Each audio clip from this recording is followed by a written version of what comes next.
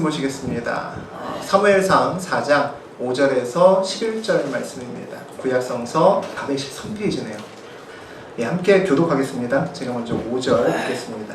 여호와의 언약궤가 진영에 들어올 때 온 이스라엘이 큰 소리로 외치매 땅이 울린지라. 블레셋 사람이 그 외치는 소리를 듣고 이르되 히브리 진영에서 큰 소리로 외치면 어찌 되느냐 하다가 여호와의 궤가 진영에 들어온 줄을 깨달은지라.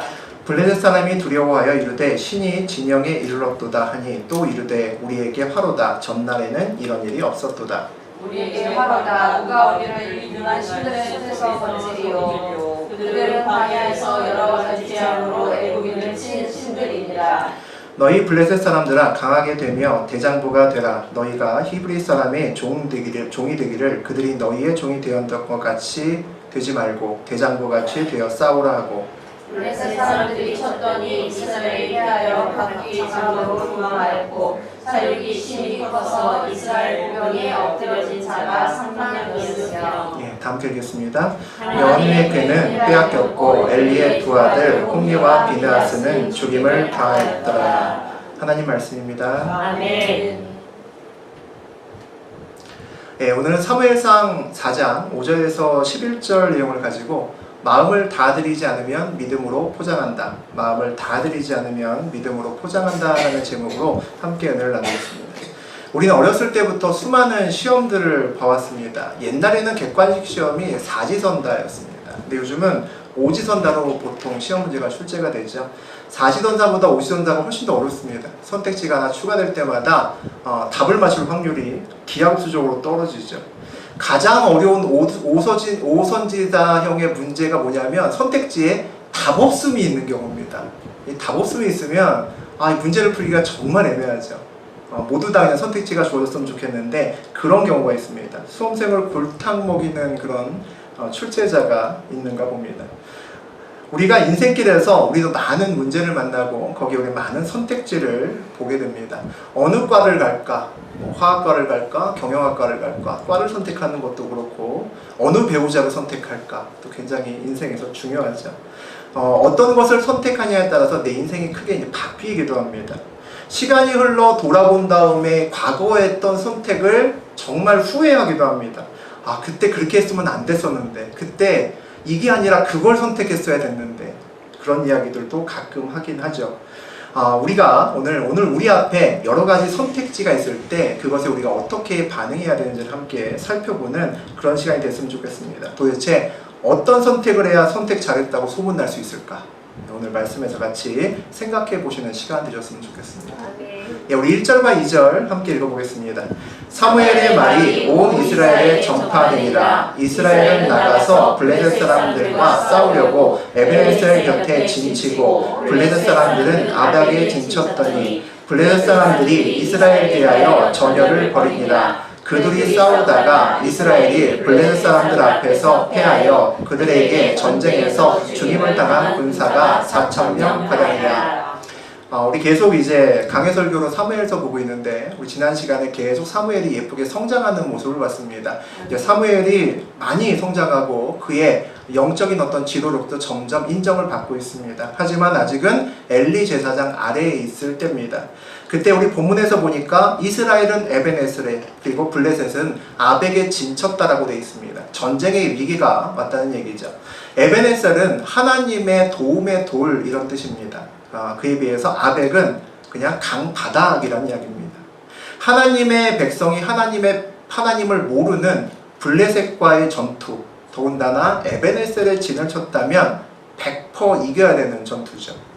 더구나 가나안은 약속의 땅이고 하나님은 이전부터 가나안 땅에서 이방인들을 몰아내라고 명령하셨습니다. 그래서 이 전쟁은 하나님의 뜻에도 맞는 전쟁입니다. 오늘 본문을 보니까 블레셋이 먼저 전열을 가다듬고 이스라엘을 먼저 성공했던 것으로 보입니다. 전쟁이 시작됐죠. 그 결과는 방금 전에 읽었던 것처럼 이스라엘의 패배로 끝이 납니다. 4,000명이 죽습니다. 인생은 늘 예상대로 되지 않죠. 참 신기할 정도로 안 좋은 방향으로 잘 흘러갈 때가 있습니다.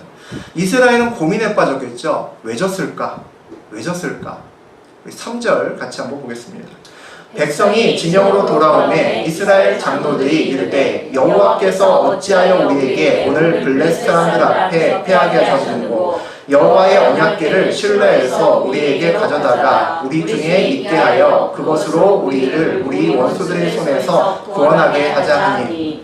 블레셋과의 전쟁을 했는데 4,000명이나 죽고 패한 것이 이해가 되지 않습니다. 그래서 이스라엘의 지도자들이죠, 장로들이 모여서 회의를 합니다. 도대체 우리가 왜 졌을까? 어떻게 하면 다음 전쟁에선 이길 수 있을까? 서로 이제 브레인스토밍을 한 거죠. 모여서 열심히 회의를 합니다. 여러 가지 선택지가 나왔을 겁니다. 우리 무기가 약해서 졌을 거야, 뭐 이런 이유도 나왔을 거고, 군사훈련을 제대로 못 해줬을 거다. 그리고 전략을 새롭게 짜서 전략을 멋있게 짜야 이길 수 있을 거다. 이런저런 이야기를 하고 있는데 어느 한 사람이 이야기를 합니다. 여호와의 궤를 가지고 오면 되지 않을까요? 4번의 선택지죠. 아, 맞네, 4번이 답이구나. 모두 다 만장일치로 박수를 칩니다. 아, 여호와의 궤가 없어서 진 거야. 그들은 실로에 있는 엘리 제사장에게 연락을 합니다. 빨리 여호와의 궤를 가지고 왔으면 좋겠다고 연락을 하죠. 이스라엘 장로들이 함께 모여서 머리를 맞대고 고른 정답지는 4번이었습니다. 언약궤죠. 언약궤만 있으면 우리는 승리할 거다. 모두 확신하는 분위기였습니다. 4절 함께 보겠습니다. 이에 백성이 실로에 사람을 보내어 그룹 사이에 계신 만군의 여호와의 언약궤를 거기서 가져왔고 엘리의 두 아들 홈니와 비느하스는 하나님의 언약궤와 함께 거기에 있었더라. 실로에 있는 그룹 사이에 있는 언약궤를 가지고 왔다라고 되어 있습니다. 그룹은 언약궤를 지키는 수호천사를 상징하는 형상화시킨 겁니다. 그것을 그룹이라고 부릅니다. 그룹 사이에 언약궤를 놓았다는 얘기는 하나님의 형상인 그룹을 통해서 언약궤를 지키고 있다는 이야기죠. 수호천사 사이에 있는 언약궤를 들고 왔다면 이제 언약궤는 누가 지켜야 되는 걸까요? 하나님의 언약궤는 엘리의 아들 2명의 망나니죠. 홈니와 비느하스. 정말로 눈 뜨고 볼 수 없는 악행을 우리 지난 시간에 봤습니다. 그 둘이 언약궤를 관리하는 사람이었습니다. 엘리 대제사장이 가장 폼나고 중요한 자리에 가장 믿음 없는 두 아들을 그 자리에 앉혀놓은 거죠. 당시에 엘리가 얼마나 영적으로 무지했는지를 알 수 있는 거죠. 홈니와 비느하스가 언약궤를 메고 전쟁터로 갑니다. 이제 언약궤가 두 망나니 홈니와 비느하스 사이에 있게 됩니다. 수호천사 그룹 대신에 홈니와 비느하스가 여호와의 궤를 끝까지 지킬 수 있을까?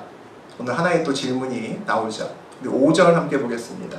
여호와의 언약궤가 진영에 들어올 때에 온 이스라엘이 큰 소리로 외치매 땅이 울릴지라.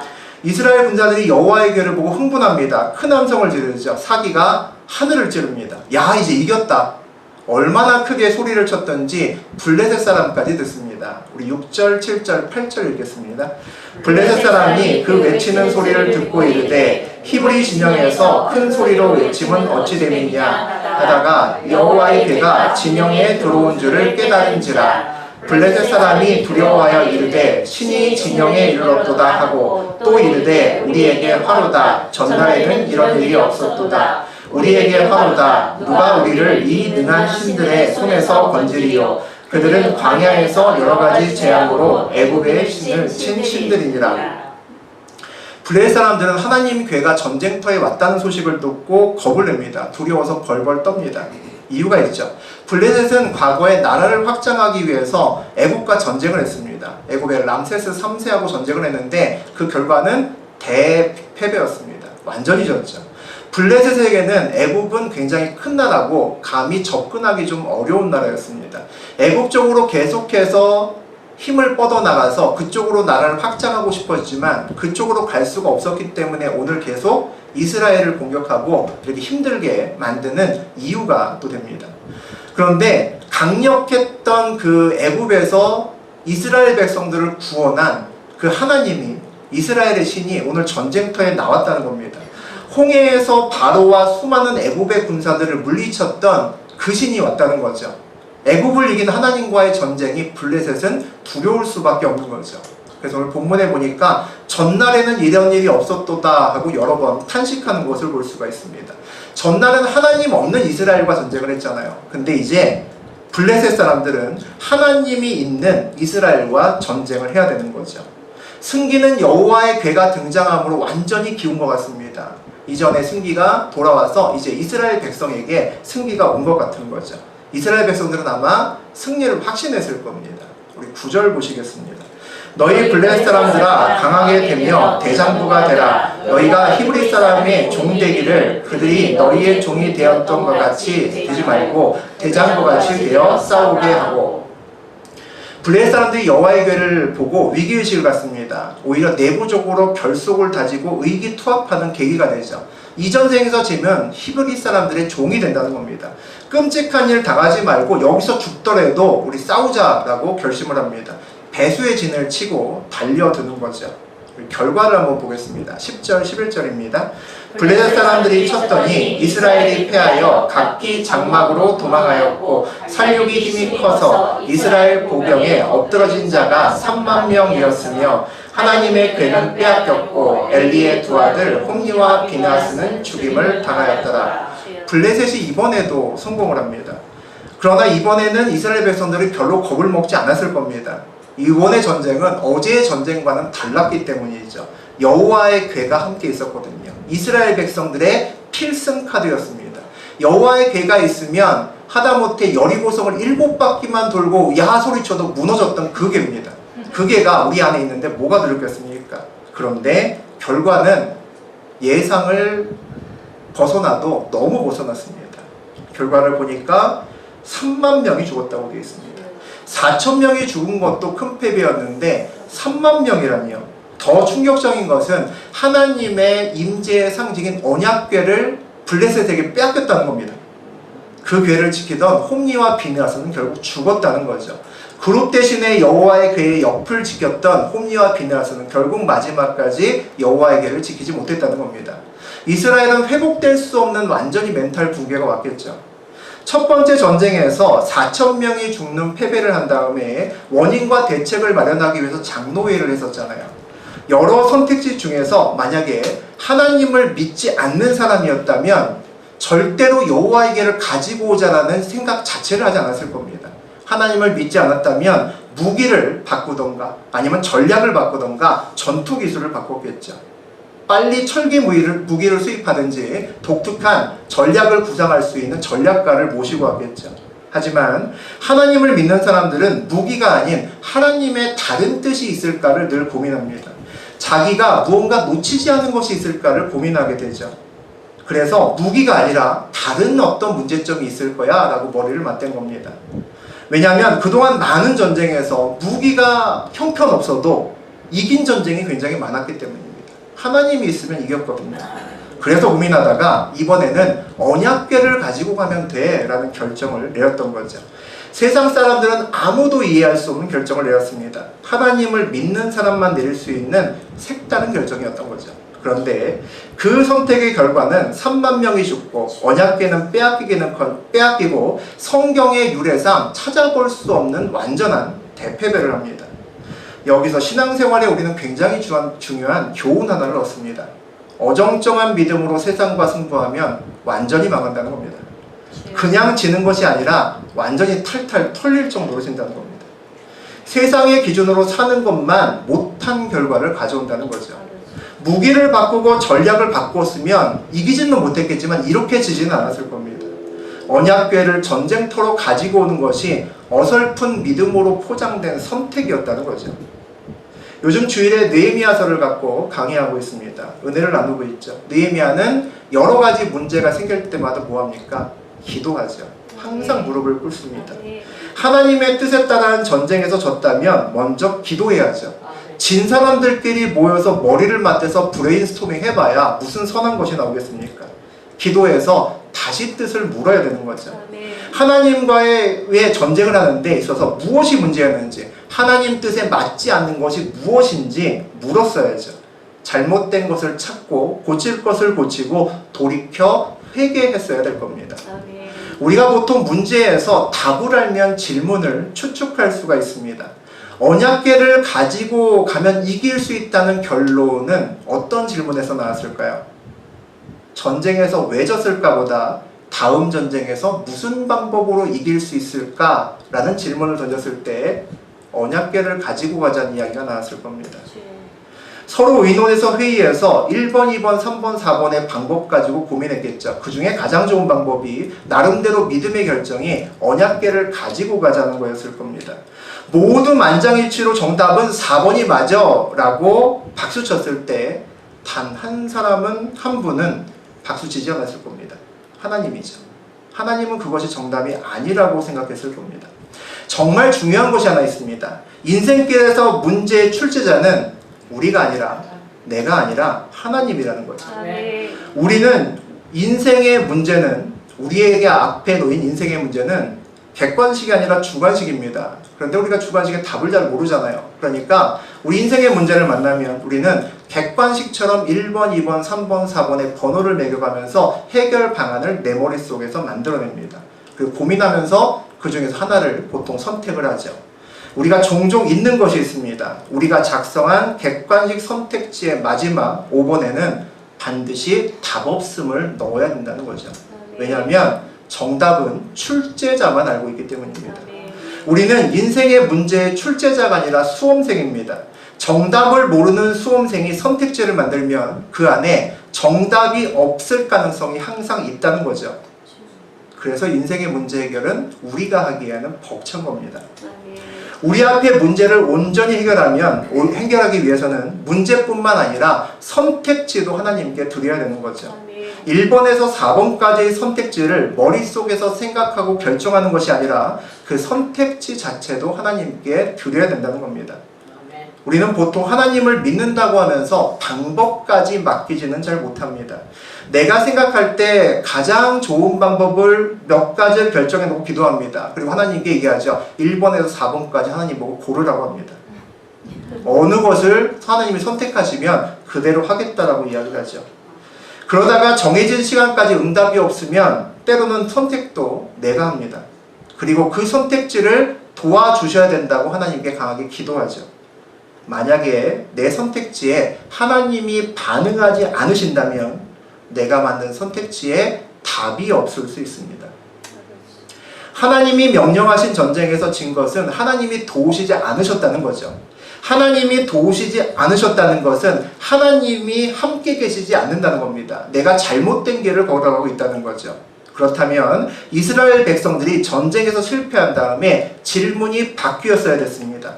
다음 전쟁에서 어떻게 하면 이길 수 있습니까가 아니라 왜 하나님이 이 전쟁에 함께 하시지 않으셨는지 그걸 붙들고 기도를 했었어야 되는 거죠. 그러나 이스라엘 백성들은 언약궤를 가지고 오면 하나님이 함께 하는 거고 전쟁에서 이길 수밖에 없다라고 결론을 내려버렸습니다. 실패한 이스라엘 백성들에게 언약궤는 어떤 의미라고 생각하십니까?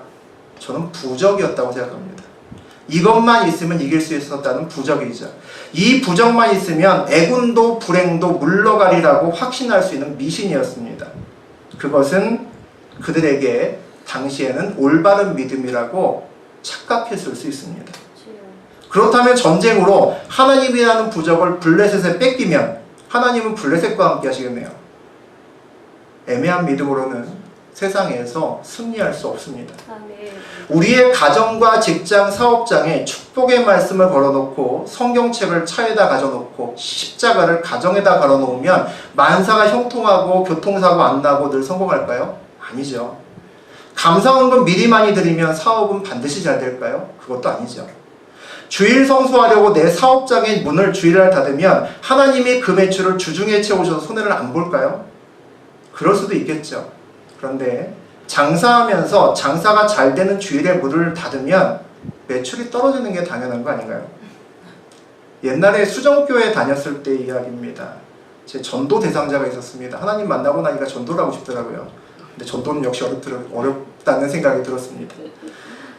아딸, 요즘은 감탄 떡볶이로 바뀌었죠. 옛날에는 아딸이었는데 아딸 사장님이 있었습니다. 권사님 아들이었습니다. 근데 교회를 안 다녀요. 그래서 그 집에 또 우리 집사람이 떡볶이를 좋아해서 오며 가면서 이제 떡볶이하고 순대를 사서 계속 이제 친해졌습니다. 친해진 다음에 계속 교회 가자고 했더니 안 가더라고요. 그 사장님이 좀 애를 잘 못 낳아서 고생하다가 되게 늦둥이를 낳았습니다. 한 40대 한 중반인데 첫 애를 낳은 거예요. 며칠 후에 이제 사장님한테 축하하려고 갔더니 사장님이 안 계신 겁니다. 알바생만 있는 거예요. 알배상하고 얘기를 하다가 사장님 왜 안 나왔냐 그랬더니 오늘 안 나오는 날이랍니다. 이상하다 그러고 며칠 있다 또 갔습니다. 사장을 만났죠. 그래서 애기 얘기하면서 이제 막 이런저런 얘기하다가 제가 이제 그런 얘기를 했습니다. 아, 왜 며칠 전에 언제 왔더니 안 계시냐고 그랬더니 아, 그날은 자기 안 나오는 날이라. 자, 일주일에 화요일 날인가 수요일 날인가 하루는 아예 안 나온다 그러시는 거예요. 그래서 사장님 없으면 매출이 줄 텐데요. 제가 그랬죠. 그랬더니 사장님이 뭐라 그러시냐면 괜찮아요. 매출이 줄긴 하는데 상관없어요. 우리 딸이랑 행복한 시간 보내는데 뭐 그 정도는 뭐 괜찮아요. 그러는 거예요. 제가 그 순간 머리를 망치로 맞은 것 같았습니다. 저 사장님과 같은 마음으로 신앙생활을 해야 되는데 우리는 무슨 마음으로 신앙생활을 하는지. 우리는 주일에 직장이나 사업장에서 무언가 희생을 하면 항상 기대합니다. 무언가 하나님이 꼭 채워주실 거다. 주일에 문을 닫으면 주중에 매출을 크게 올라서 반드시 손해가 없어야 된다고 생각합니다. 내가 주일을 지키는 게 하나님을 사랑하기 때문일까? 아니면 매출을 채워주실 것을 믿기 때문일까? 사랑하는 딸을 위해서 매출을 기꺼이 포기하는 것은 사랑하는 딸과 있는 시간이 좋기 때문입니다. 돈보다 좋기 때문이죠. 내가 주일을 온전히 드리는 것은 주님을 사랑하기 때문입니다. 주님과 함께 있는 시간이 좋기 때문이죠. 내가 주일을 온전히 성수하는 것은 내 삶을 하나님께 드린다는 고백입니다. 많은 경우에 하나님은 우리의 고난에 반응하십니다. 저도 그런 체험이 많고 여러분도 많으실 겁니다. 우리의 기도에 응답하십니다. 그러나 신앙은 부적을 놓고 비는 것이 아닙니다. 부적을 바라보면서 힘든 가운데 마음의 안정감을 찾는 것이 아닙니다.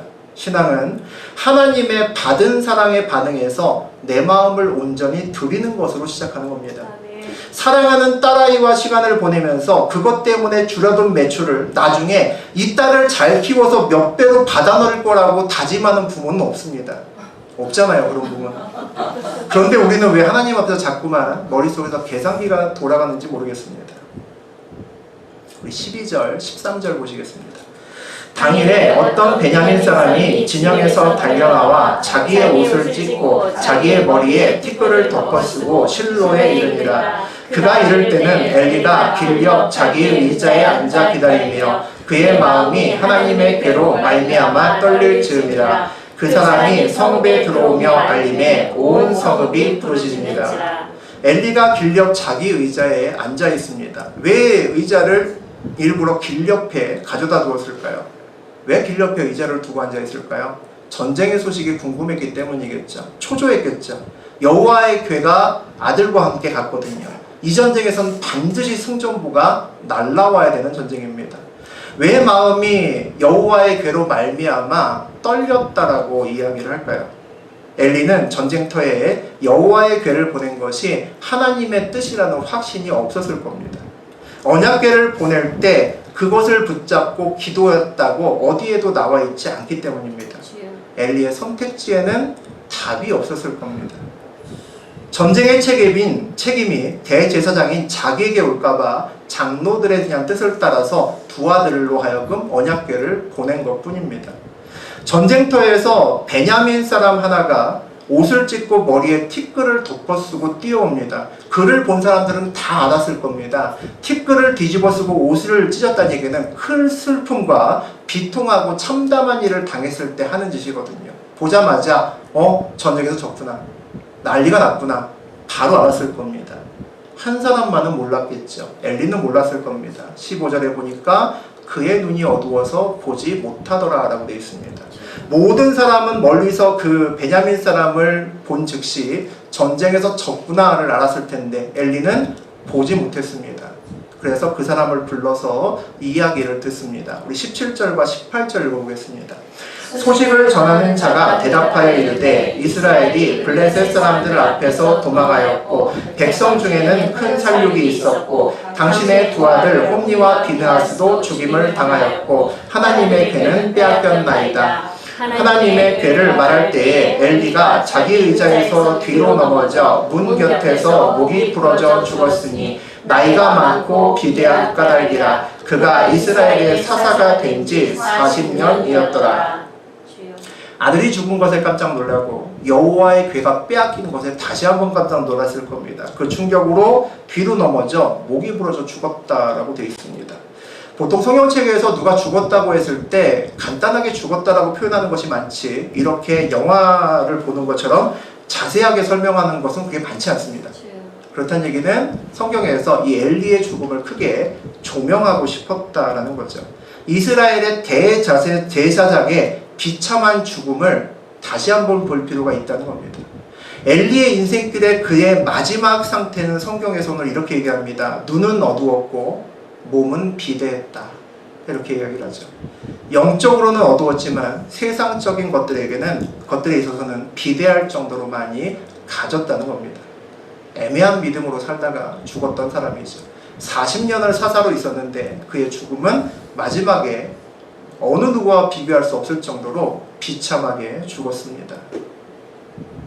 교회 내에서 높은 직분, 교회를 떠나지 않고 돈도 많이 벌고 밖에서 볼 때 그의 인생길은 꽤나 성공적인 인생길이랄 수 있습니다. 엘리 같은 인생길이죠. 하지만 마지막은 끝내 불행하게 끝났습니다. 마음을 들이지 않는 애매한 믿음으로 마지막까지 승리할 수는 없기 때문입니다. 온전한 문제 해결을 위해서 나의 선택지에 답이 없을 수 있다는 것으로 시작해야 우리 삶에서 승리할 수 있습니다. 바른 선택을 할 수 있습니다. 그리고 나의 선택지 자체를 주님께 드려야 되는 거죠. 방법까지도 하나님께 물으셔야 됩니다. 방법까지도 맡기려면 내 마음을 다 하나님께 드려야 가능합니다. 하나님만 함께 있으면 손해봐도 괜찮다라고 생각할 수 있어야 됩니다. 하나님의 길을 걸으니 하나님이 채워주실 거란 생각마저도 때로는 내려놔야 됩니다. 내가 애매한 믿음을 가지고 하나님 안에 있다고 착각하고 판단하면, 마음을 다스리지 않으면 어느새 우리도 믿음으로 포장된 선택을 잡고 전쟁터에 나갑니다. 우리도 여호와의 길을 가지고 있으면 전쟁터에 이길 수 있을 거라고 잘못된 생각을 합니다. 하나님 대신에 여호와의 궤를 붙잡을 수 있는 거죠. 온전히 믿는다는 것은 나의 전부를 하나님께 던지는 겁니다. 내 마음을 다 드리는 거죠. 내가 가는 곳에 그분을 모시는 것이 아니라 그분이 가는 곳에 내가 따라가는 겁니다. 그래서 하나님은 내 편이 아니고 우리가 하나님 편이 되어서 함께 걸어야 되는 거죠. 방법까지도 하나님께 맡기고 걷는 그 길에서 우리는 그 삶에서 진정한 승리가 무엇이고 진정한 하나님의 역사가 무엇인지 보게 될 겁니다. 그렇게 결단하시는 시간이 되셨으면 좋겠습니다. 기도하겠습니다. 하나님 감사합니다. 하나님, 오늘 사무엘서를 통해서 엘리의 마지막을 함께 보았습니다. 하나님, 우리의 선택지는 완전하지 않습니다. 우리의 선택지는 모르는 것이 너무 많습니다. 나의 선택지의 항상 한켠에는 답 없음이라는 것을 집어넣어야 됩니다. 내가 인생의 출제자가 아니기 때문입니다. 항상 모든 문제를 주께 물어보고 나의 방법까지도 주님과 의논할 수 있는 아버지 믿음의 성도들 될 수 있도록 아버지 도와 주옵소서. 주님과 함께 가는 길에 아버지 좋은 일도 있지만 좋지 않은 일도 있습니다. 문제는 방향입니다. 하나님, 내가 아버지와 함께 갈 때 손해를 보더라도 내가 아버지를 사랑함으로 그 손해를 이길 수 있는 아버지 믿음을 허락하여 주옵소서. 아버지, 나의 모든 것에 내 마음을 다 드리는 마음으로 내가 주님의 편이 되어 걸어갈 때 우리의 삶에서 아버지의 역사가 무엇인지 아버지께서 보여주실 겁니다. 하나님, 믿음의 성도 되게 하시고 하나님만 바라볼 수 있는 우리로 아버지 우리의 믿음을 지켜 주옵소서. 이 모든 말씀 우리 주 예수 그리스도의 이름으로 기도드립니다. 아멘.